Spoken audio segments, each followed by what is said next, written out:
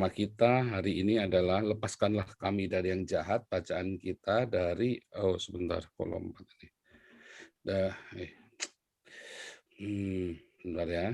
1 Tawarik 21 ayat yang pertama sampai ke se 12 sampai ke 15. Sampai ke 15. Ya, betul. Ibu Nerliana, Nabi Siap. Esra. Ya, bisa tolong bacakan 1 Tawarik 21 ayat 1 sampai 15. Baik, Pastor. Selamat pagi, Bapak Ibu Saudara sekalian. Bacaan firman Tuhan 1 Tawarik 21 ayat 1 sampai 15 demikian bunyinya. Pendaftaran dan hukuman. Iblis bangkit melawan orang Israel dan ia membujuk Daud untuk menghitung orang Israel. Lalu berkatalah Daud kepada Yoab dan kepada para pemuka rakyat, "Pergilah, hitunglah orang Israel dari Beersheba sampai dan bawalah hasilnya kepadaku, supaya aku tahu jumlah mereka."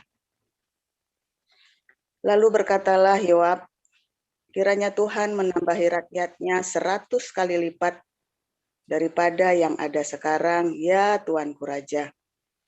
Bukankah mereka sekalian hamba-hamba Tuanku? Mengapa Tuanku menuntut hal ini? Mengapa orang Israel harus menanggung kesalahan oleh karena hal itu?" Namun titah raja itu terpaksa diikuti oleh Yoab. Maka pergilah Yoab menjelajahi seluruh Israel, kemudian kembali ke Yerusalem. Lalu Yoab memberitahukan kepada Daud hasil pendaftaran rakyat. Di antara seluruh orang Israel ada 1.100.000 orang yang dapat memegang pedang. Dan orang Yehuda ada 470.000 orang yang dapat memegang pedang. Orang Lewi dan Benyamin tidak dimasukkannya dalam pendaftaran, sebab titah raja itu dianggap keji oleh Yoab. Tetapi hal itu jahat di mata Allah, sebab itu dihajarnya orang Israel. Lalu berkatalah Daud kepada Allah, "Aku telah sangat berdosa karena melakukan hal ini. Maka sekarang jauhkanlah kiranya kesalahan hamba-Mu ini, sebab perbuatanku itu sangat bodoh." Tetapi berfirmanlah Tuhan kepada Gad, pelihat Daud, "Pergilah, katakanlah kepada Daud, beginilah firman Tuhan, 3 perkara kuhadapkan kepadamu. Pilihlah salah satu daripadanya, maka aku akan melakukannya kepadamu." Kemudian datanglah Gad kepada Daud, lalu berkatalah ia kepadanya, "Beginilah firman Tuhan, haruslah engkau memilih 3 tahun kelaparan atau 3 bulan lamanya melarikan diri dari hadapan lawanmu, sedang pedang musuhmu menyusul engkau. Atau 3 hari pedang Tuhan, yakni penyakit sampar, ada di negeri ini. Dan malaikat Tuhan mendatangkan kemusnahan di seluruh daerah orang Israel. Maka sekarang timbanglah jawab apa yang harus kusampaikan kepada yang mengutus aku." Lalu berkatalah Daud kepada Gad, "Sangat susah hatiku. Biarlah kiranya aku jatuh ke dalam tangan Tuhan, sebab sangat besar kasih sayangnya. Tetapi janganlah aku jatuh ke dalam tangan manusia." Jadi Tuhan mendatangkan penyakit sampar kepada orang Israel, maka tewaslah dari orang Israel 70.000 orang. Pula Allah mengutus malaikat ke Yerusalem untuk memusnahkannya, dan ketika hendak dimusnahkannya, maka Tuhan melihatnya, lalu menyesallah ia karena malapetaka yang hendak didatangkannya itu. Lalu berfirmanlah ia kepada malaikat pemusnah itu, "Cukup, turunkanlah sekarang tanganmu itu." Pada waktu itu, malaikat Tuhan itu sedang berdiri dekat tempat pengirikan Ornan, orang Yebus. Demikian, Pastor. Haleluya. Luar biasa firman Tuhan ini yang selalu ditanyakan banyak orang ya. Kok ada roh jahat yang dari Tuhan? Ya, roh jahat yang dari Tuhan ini apa? Kita seringkali mulai orang-orang, wah, berarti Tuhan bisa bisa menyebabkan kita jadi jahat dong. Ya kan? Saya ini sekarang jadi jahat karena Tuhan. Dia bilang begitu sampai-sampai kan, saya jadi jahat karena Tuhan. Nah, tapi saudaraku, apakah Tuhan itu berbuat jahat? Kalau kita membaca di dalam Matius 6 ayat yang ke-13, ya, jangan bawa kami ke dalam pencobaan, melainkan lepaskanlah kami dari yang jahat. Tuh kan, ayatnya tambah jelas itu. Jangan membawa kami ke pencobaan. Jadi Tuhan bisa membawa kami kita ke dalam pencobaan. Dan malah kita disuruh minta dilepaskan dari yang jahat. Saudaraku, sampai Paus Francis pun bilang, itu terjemahannya kita harus rubah itu. Bukan membawa kami ke dalam pencobaan. Ya, karena Tuhan tidak pernah mencobai, katanya Paus. Ya benar, benar. Karena Tuhan itu nggak pernah mencobai. Itu terjemahan yang keliru dari membawa kami ya ke dalam pencobaan. Jadi sebuah kata frasa, jangan membawa kami dalam pencobaan, itu adalah sebuah frasa retoris, ya. Karena Tuhan tidak pernah mencobai kita dan Tuhan tidak membuat kita dicobai, tetapi kita dicobai oleh keinginan kita sendiri, ya. Yakobus berkata, ya, janganlah berkata bahwa pencobaan ini datang dari Allah, sebab Allah tidak pernah mencobai dan tidak membiarkan dirinya dicobai. Tetapi tiap orang dicobai oleh keinginannya sendiri dan dipikat olehnya. Jadi kalau kita melihat, jangan membawa kami dalam pencobaan, sebetulnya kita ini yang hidupnya penuh dengan keinginan dan kita minta Tuhan, jangan semua keinginan-keinginan itu membuat kami dicobai. Karena di awal sudah dibilang, jadilah kehendakmu, bukan kehendakku. Makanya di awal itu doanya penting sekali, jadilah kehendakmu. Ada banyak sekali keinginan-keinginan yang kelihatannya baik, tetapi sebenarnya itu mendatangkan maut. Ketika saudara bilang, oh ini harusnya kan anak saya lulus tes pegawai negeri, supaya dia karirnya baik, begini-begini. Siapa bilang kalau lulus tes PNS terus nanti jadi baik hidupnya? 10 tahun kemudian ditangkap gara-gara korupsi gimana? Hukumannya 20 tahun. Ya kan, atau nanti ternyata pemerintah Indonesia menerapkan hukuman mati. Ayo, kan gara-gara dia masuk jadi PNS kan? Kalau ternyata Tuhan ingin anakmu jadi konglomerat, jadi pengusaha, gimana? Anda maksa kudu jadi PNS. Karena kita memaksa kehendakmu yang jadi, bukan kehendakmu di awal tadi ya. Bapa kami di surga, dikuduskan namamu, datanglah kerajaanmu. Jadilah kehendakmu. Nanti dulu, kalau yang ini enggak Tuhan. Begitu saudara dikasih penglihatan, ya, waduh, kok jodohku itu? Oh, jangan Tuhan, jangan jadi kehendakmu. Jangan, jangan, jangan. Biar kehendakmu. Kehendakmu siapa? Itu tuh, yang kinclong itu porselen. Nggak taunya, yang porselen itu, ya ternyata ini, porselen jadi-jadian. Wah, mampus, mampus. Nah, yang paham jangan katakan amin. Ini hanya obrolan orang dewasa saat sore, salam malam hari ya, masalah porselen ini. Nah, jadi saudaraku, banyak kali kita memaksakan diri kehendakku yang jadi, akhirnya itu kan di awal doa, datanglah kerajaanmu, permohonan pertama kan, datanglah kerajaanmu, jadilah kehendakmu di bumi seperti surga. Lalu di endingnya Tuhan bilang apa? Tuhan juga ajari kita, let us not into temptation. Jangan bawa kami dalam pencobaan. Karena keinginan-keinginan kita itu tadi yang bersatu padu, yang membawa kita sendiri ke dalam pencobaan, yang membuat kita ada di dalam berbagai-bagai pencobaan. Nah, kalau Anda lihat tadi waktu Daud itu pertama kali, ya, roh jahat yang dari Tuhan. Kalau di dalam 2 Samuel 24, Tuhan menghasut Daud. Ya, Yehova menghasut Daud. Wih, dihasut. Nah, saudaraku, secara apologia, ya, tidak ada roh yang tidak dari Tuhan. Karena ia adalah Bapa segala roh kan? Di dalam Ibrani 10 ya, kalau salah ya. Ia adalah Bapa segala roh.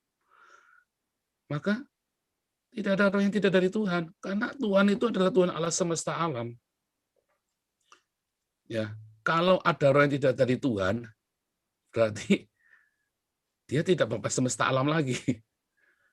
Bahkan roh-roh jahat itu pun berasal dari Tuhan. Karena mereka melanggar batas-batas kekuasaan mereka. Kalau kita lihat di dalam kisah raja-raja, siapa yang akan menghasut Raja Israel untuk berperang? Maka ada roh dusta. Aku akan turun kepada para nabi Israel untuk mengucapkan dusta sehingga membujuk Raja Israel untuk berperang. Itu ya. Nah, itu terjadi juga dalam setiap saat ketika setan itu datang ke dalam sidang ilahi, panteon itu ya. Allah duduk dalam sidang ilahi. Maka di antara anak-anak Allah di situ didapat juga iblis di dalamnya. Lihat anak-anak Allahnya plural ya, bukan singular. Selalu ya, kalau plural itu berarti menceritakan tentang ciptaan-ciptaannya. Kalau singular berarti sedang menceritakan tentang Yesus. Ya, tentang the memra of the Lord dalam Kejadian 1. Itu begitu ya, aturannya memang begitu ya. Jadi jangan tanya mengapa, itu sudah aturannya begitu dari sononya. Kalau anak Allahnya cuma satu, berarti itu anak tunggal. Alamanya disebutkan anak yang tunggal. Karena itu lagi berarti Kejadian 1 ayat 1. From the beginning, with the wisdom of the memra of the Lord. Itu dari Targum. Kata anak tunggal itu dari Targum. Ya. Tetapi kalau kita bilang anak-anak singular, berarti itu adalah yang berasal dari Allah. Nah, diantaranya ada iblis di situ. Dia datang di sidang ilahi. Ya kan?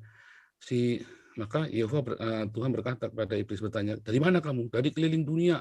Kamu lihat Ayub enggak? Ya. Oh, itu orang saleh ya. Iya, tapi karena kamu lindungi apa-apa segala macam karena dilindungi. Oke. Kamu maunya gimana? Ya sudah. Itu cabut perlindungannya supaya aku bisa tulahi dia. Begitu kan. Ditulahilah si Ayub, ya kan? Berarti apa? Atas izin Tuhan izinkan kita masuk dalam berbagai pencobaan. Makanya kata jangan bawa kami ke dalam pencobaan, ya, apakah Tuhan yang membawa kita? Bukan, kita sendiri. Tetapi Tuhan membiarkan kita ke arah sana karena kebandelan kita. Karena kita nggak mau kehendakmu yang jadi, tapi kehendakku yang jadi. Itu yang selalu terjadi. Ya, saya berapa kali membiarkan anak saya untuk, ya udah kalau kamu maunya begitu, saya kasih aja. Didik anak itu gampang ya. Jangan dikit-dikit dilarang. Nah, karena Anda sibuk berkasih-kasihan dengan suamimu atau istrimu, sehingga dikit-dikit anakmu dilarang. Karena Anda sibuk main game, main handphone, wah, Anda sibuk WhatsApp-an, sibuk selingkuh di Facebook, sibuk apa segala macam kan. Saya bilang selingkuh jahat ya. Iya, karena Anda chatting-chatting sama laki-laki lain yang perempuan, yang laki-laki chatting-chatting sama perempuan lain, itu namanya selingkuh bukan? Selingkuh. Oh, tapi kan tidak berhubungan, saya tidak masuk. Iya, tapi itu namanya selingkuh lah. Kamu ada suamimu di situ, ada istrimu, kamu tidak komunikasi dengan suami istrimu, malah kamu Facebookan chattingan. Ayo ngaku. Hati-hati, disitulah awalnya dosa ya. Sehingga anak-anakmu terlantar. Ya, ada satu keluarga yang saya kenal ya di sini ya. Wah, mamahnya itu sibuk banget dengan handphonenya ya. Itu dalam hati saya itu kalau saya jadi suaminya tuh handphonenya tak ambil, tak lempar itu. Anaknya sampai tidak keurus. Pagi-pagi bangun dia sudah chattingan, ya sudah sibuk dengan teleponan, chattingan, eksis banget di media sosial. Anaknya sampai kadang-kadang kalau ke tempat kita itu cuma datang duduk begitu ya, duduk. Kadang kita ngerti tetangga sebelah, karena jadi pintunya sebelah, depan-depanan dia sering main kan. Terus kita tahu ini belum makan nih, lapar nih. Jadi kita yang kasih makan, gitu ya kita. Nanti tiba-tiba dia lagi makan, dipanggil sama mamanya suruh makan lagi, gimana tadi. Nah itu sering begitu ya. Saking sibuknya sampai kelupaan, oh iya anakku belum makan. Kadang-kadang sampai lupa anaknya belum dijemput sekolah. Aduh, macam ini kacau sekali. Karena sibuk.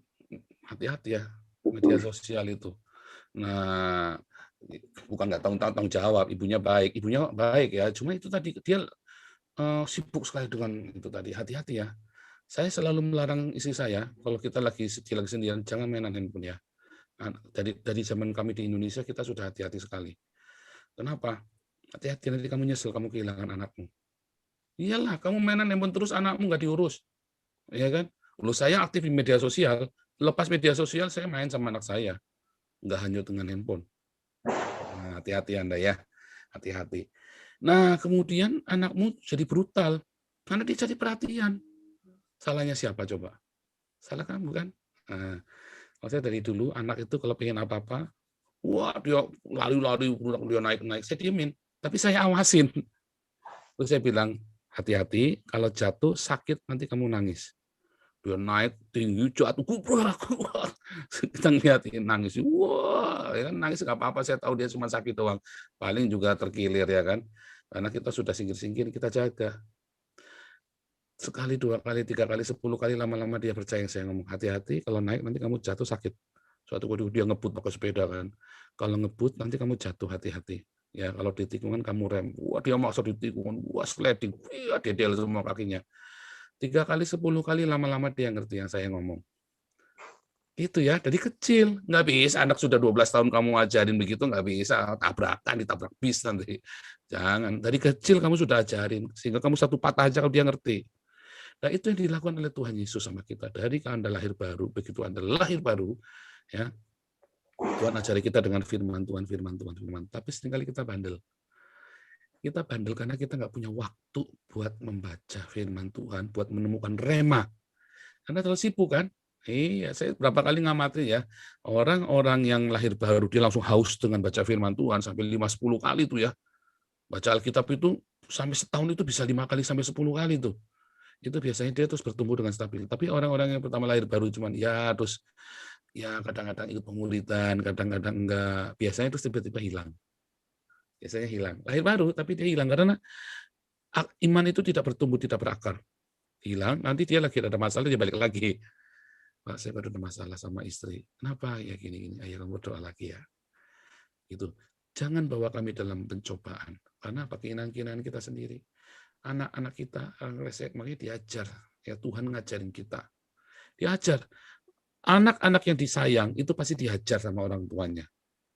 Ya, ia tuh menghajar, disesah. Kecuali anak gampang. Kalau anak tetangga, anak tetangga ini ya, kalau lagi rese gitu ya, kita cuma bilangin nggak boleh, kita nggak suka, gitu aja kan. Ya terus dia pulang ngeloyor begitu. Tapi kalau anak saya, saya sabet. Dia berani ngeludah, berani apa, saya ambil ini saya sabet, saya ambil rotan, saya sabet ya bokongnya. Jadi anak orang ya ngapain? Anak orang kok, bukan anak kita kok. Nah, kalau anak kita pasti kita sabet. Kalau anak orang ya jangan. Anak saya kalau disabet orang juga saya ngarap, bisa tak samperin tuh bahwa yang nyabet anak saya itu. Itu anak saya bukan anak kamu, jangan kamu macam-macamin. Jangan ya anak orang. Kalau anak kita harus kita didik, kita hajar. Bukan diajar pakai balok. Dulu saya waktu kecil kalau mama saya ngamuk pakai balok mukulnya, pakai ganjel pintu itu hajar saya kakinya. Judak paginya saya nggak bisa jalan. Sakit semua. Galak mama saya ya. Kenapa? Stres. Kita miskin sekali, ya kita capek, mama saya sibuk kerja sampai malam, papa saya kerja sampai malam. Jadi kalau ada dikit apa kesenggol, juder, gitu ya. Nah, Anda juga begitu toh? Nah, jangan begitu ya. Karena keinginanmu itu sehingga kamu masuk dalam berbagai pencobaan, termasuk hubungan suami istri. Karena aku pengen kaya Tuhan. Padahal makan sehari 3 kali sudah cukup. Ucap syukur saja. Udah kamu kerja, cukup di rumah, anakmu dididik. Saya waktu jadi guru sekolah minggu, banyak anak-anak yang tidak diurus sama orang tuanya ya. Mereka liar, brutal. Nah, kalau saya begitu datang, saya langsung peluk begitu udah dia anak begitu saya panggil, saya peluk. Karena dia nggak pernah dipeluk sama bapaknya. Ya, wah berantem terus gebuk-gebukan. Ya, saya peluk. Cara anak sekolah minggu gitu ya, jangan dimarahin. Oh, jangan dipeluk. Ya dipeluk ya kalau anak sekolah minggu nakal itu dipeluk. Hai, kenapa ya aku sayang kamu, dibilang begitu ya, sering dibilangnya, ayo sayang, sini sayang. Panggil begitu kalau anak sekolah, jangan digebukin, jangan dimarah-marahin, dibentak-bentak, kapok dia nggak mau datang sekolah minggu lagi. Jangan masukkan kami dalam pencobaan, tetapi kita sendiri yang sering bawa dalam pencobaan. Nah, ketika Tuhan berkata lepaskan dari yang jahat, artinya apa? Banyak pencobaan itu membuat kita berpikir dari satu pencobaan ke pencobaan yang lain capek lu ya. Dari satu pencobaan ke pencobaan yang lain itu capek. Ya, kalau Anda nggak lepas-lepas dalam 5 tahun berturut-turut itu ya, itu capek sekali. Dan akhirnya tidak membuahkan karakter yang baik. Karena pencobaan itu tidak membuat karaktermu jadi baik. Pencobaan itu memunculkan karaktermu yang tidak baik. Saya ulangi ya. Pencobaan tidak membuat engkau menjadi baik. Pencobaan itu memunculkan karaktermu yang tidak baik itu. Jadi yang kita biasa hidup dalam kemunafikan, di saat pencobaan itu keluar semua tuh watak aslinya. Suami istri kelihatan tuh. Wah, watak aslinya keluar semua. Baru saya tahu watakmu begini, ya kan? Dulu kamu berubah. Enggak, tidak berubah. Hanya dulu nggak muncul watak jeleknya. Kenapa? Nggak ada pressure, nggak ada tekanan. Di press, watak aslinya keluar. Ya, suami istri itu begitu. Pencobaan itu memunculkan watak yang tidak, dan watak-watak yang tidak baik ini keluar semua. Kalau Anda tidak segera bertobat datang pada Yesus, Anda kan melakukan hal-hal yang jahat. Karena dasarnya kecenderungan hati manusia itu selalu jahat. Ya, daging itu lemah ya. Itu yang membuat Anda melakukan kejahatan-kejahatan. Lepaskanlah kami dari yang jahat. Sebenarnya lepaskanlah dari kejahatan, ya. Supaya kita tuh jangan berpikir kriminal, kita jangan berpikir yang dengki. Itu yang dimaksud dengan kejahatan, ya. Itu yang dimaksud seperti itu. Jadi bukan dari setan, bukan, nggak ada begitu ya. Tetapi dari kedengkian, dari kemarahan, dari dendam, saudara minta Tuhan lepaskanlah aku dari yang jahat ini Tuhan. Minta keinginan-keinginanmu, egomu, ambisimu, semua yang kelihatannya baik, ya, sekalipun saya ingin mendirikan rumah singgah, saya ingin mendirikan rumah pelayanan, belum tentu kehendak Tuhan. Kehendakmu yang jadi Tuhan. Saya ingin menjadi hamba Tuhan, kan? Belum tentu kehendak Tuhan. Saya dari kecil cita-cita menjadi pendeta, tapi Tuhan hajar dulu, ya. Tidak semudah itu. Dihajar dulu, diproses dulu. 20 tahun saya diproses sama Tuhan. Ya, karena saya cukup bebal ya, cukup bandel juga. Sampai akhirnya saya ngerti apa yang namanya kehendak Tuhan yang jadi. Jadilah kehendakmu, dan saya baru ngerti tentang pencobaan-pencobaan itu. Jadi di hari-hari ini ketika pencobaan itu datang, percayalah itu tidak menambahmu tambah baik, tapi memunculkan karaktermu. Begitu kamu sadar karaktermu yang seperti itu keluar, datang sama Tuhan Yesus.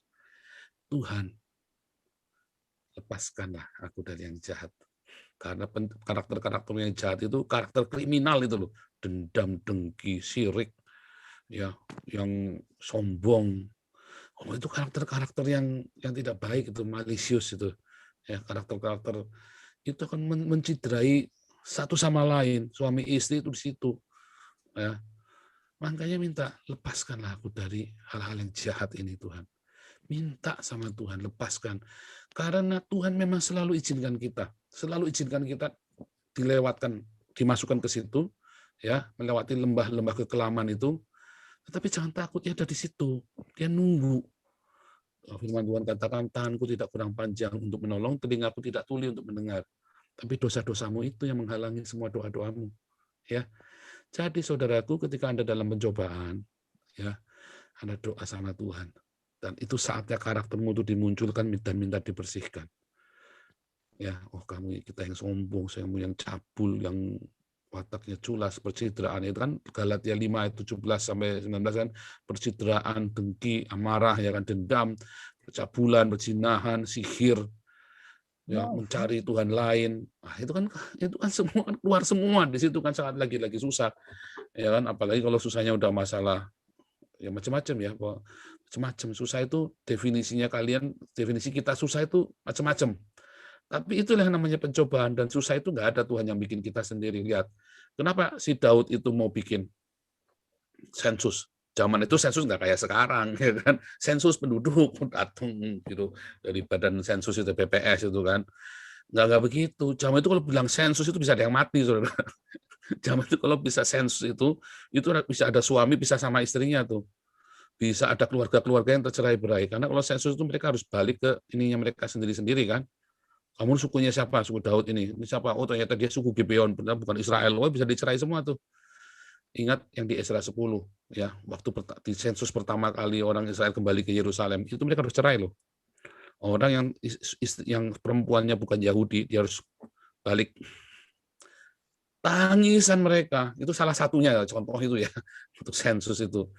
dalam sensus itu mengerikan sekali. Jadi waktu waktu sensusnya Kaisar Agustus zaman Yesus itu sudah lebih beradab, tapi itu pun mengerikan. Itu seluruh dunia diputar itu kan. Diputar mereka kembali ke daerahnya masing-masing untuk mendaftar. Nah sama, sensus zaman Daud itu lebih mengerikan lagi. Makanya panglimanya bilang, oh jangan, jangan, itu mengerikan sekali itu. Sensus itu kalau kamu zaman perang itu, wah bisa. Lagi zaman damai, disensus, jangan, jangan.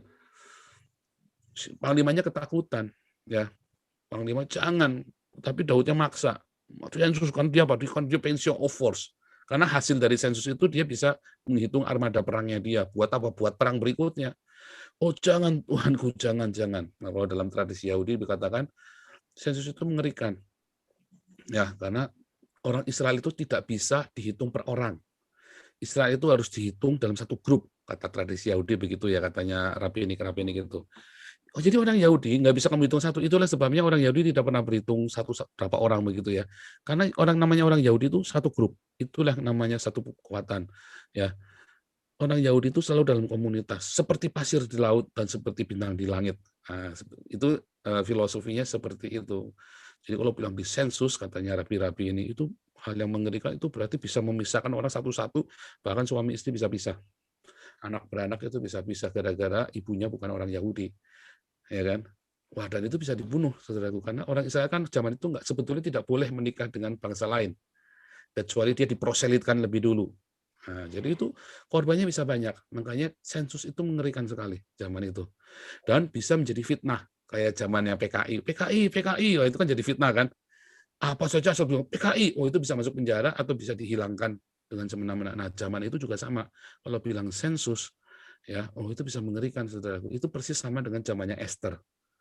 Ya, waktu Haman itu bikin surat, orang Yahudi suruh dibunuh, wah itu siapa dituduh Yahudi bisa langsung mati tuh. Jadi semengerikan itu ya, itu bisa korbannya nyawa. Makanya habis selesai sensus, Daud ketakutan. Dia merasa wah itu dosa. Nah, balik lagi, apakah itu roh jahatnya Tuhan itu jahat? Oh, bukan. Daud sendiri yang punya kesombongan di hati dia. Ya, dan itu roh jahat yang dari Tuhan itu, karena semua roh itu memang dari Tuhan. Semua roh itu dari Tuhan. Nah, roh jahat ini yang kemudian membujuk si Daud. Ya, membujuk si Daud untuk berbuat yang jahat. Dan kita juga sama di hari-hari ini. Ketika kita, saya mau jadi PNS, saya mau masuk perguruan tinggi negeri, kudu. Begitu nggak diturutin, marah sama Tuhan. Berapa banyak orang Kristen mutu gara-gara nggak keterima di perguruan tinggi negeri ya. Zaman saya itu banyak, Tuhan tidak jawab doaku. Salah, belum tentu. Saya itu dulu ya, saya ingat sekali ya, saya itu mau masuk sekolah teologi ya, mau dibiayai sama pendeta kami ya, semua beasiswanya. Orang tua saya kan miskin, jadi harusnya kan itu terima kasih tuh karena saya mau jadi pendeta. Tetapi waktu itu saya doa lagi, saya doa Om. Wah saya senang sekali, sudah girang sekali waktu saya doa. Itu audible suaranya dengar banget ya. Jangan, kamu pergi ke universitas ini, masuk ke fakultas ini. Waduh, saya sedih sekali tuh waktu itu tuh. Cuman waktu itu audible banget. Terus saya konfirmasi dengan teman-teman ya, teman-teman pelayanan. Itu jarang dia bilang yang begitu. Kalau begitu kamu turutin saja. Terus dikasih resikonya, ini resikonya. Terus saya pikir benar juga ya. Terus saya bilang sama pendeta saya. Pendeta saya itu nggak suka yang dengar suara Tuhan begitu loh. Wah dia kecewa, cuman ya sudah, Om kecewa, tapi ya nggak apa-apa kalau itu yang kamu yakin, iya Om. Tapi Om nggak bisa biayai karena ini kan uang dari gereja. Iya, akhirnya saya berangkat. Wah kejadian saudaraku. Saya sempat selama kuliah semester pertama nggak makan 7 hari. Sempat itu saya ngalamin itu ya. Tetapi Tuhan baik ya. Saya bisa selesai tepat waktu, nilai saya bagus ya. Nilai saya cukup bagus. Dan waktu itu semua orang mencemooh saya karena masuk ke situ gitu ya. Wah orang Tionghoa masuk ke situ. Tapi saya bilang, saya tenang-tenang saja. Ternyata kehendak Tuhan itu memang yang sempurna. Walaupun dalam pemikiran saya harusnya masuk sekolah teologi ya, satunya waktu itu ya. Saya nggak akan kelaparan, biaya semua ditanggung, beasiswa, pakaian semua ditanggung. Saya sempat berapa semester nggak bayar uang ini tuh. Untung saya dapat beasiswa ya. Terus saya jadi asisten dosen segala macam. Jadi ditahan semua, gaji saya itu ditahan semua buat nyicil uang kuliah. Pokoknya Tuhan baik. Singkat cerita, saya pelayanan. Selepas saya pelayanan, saya sempat masuk dunia sekular. Gara-gara saya satu-satunya orang Tionghoa di perusahaan itu yang mengambil jurusan itu ya, bioteknologi pertanian ya, bioteknologi pertanian. Satu-satunya saya, bioteknologi pangan itu ya. Sehingga saya dapat karir yang begitu luar biasa. Gaji saya setahun naik 3 kali. Gara-gara saya satu-satunya yang nguasain itu di situ. Tuhan baik ya. Dan itu menyembuhkan saya dari kemiskinan, dari rasa minder, dari rasa apa. Karena waktu itu saya pede banget. Gaji saya gede banget, sama yang lulusan luar negeri aja nggak kalah gaji saya waktu itu. Pede banget saya. Tuhan baik. Semua yang Tuhan mau, mungkin nggak sesuai dengan kehendak kita, taati aja nurut.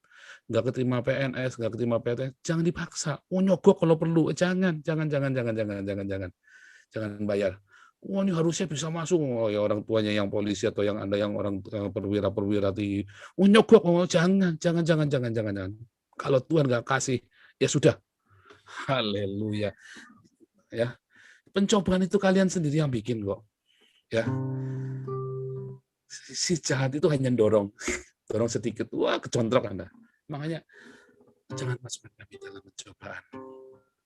Lepaskanlah kami dari yang jahat. Jadi ketika sudah dalam pencobaan, minta dilepaskan. Ya, dilepaskan Tuhan, tolong kami Tuhan.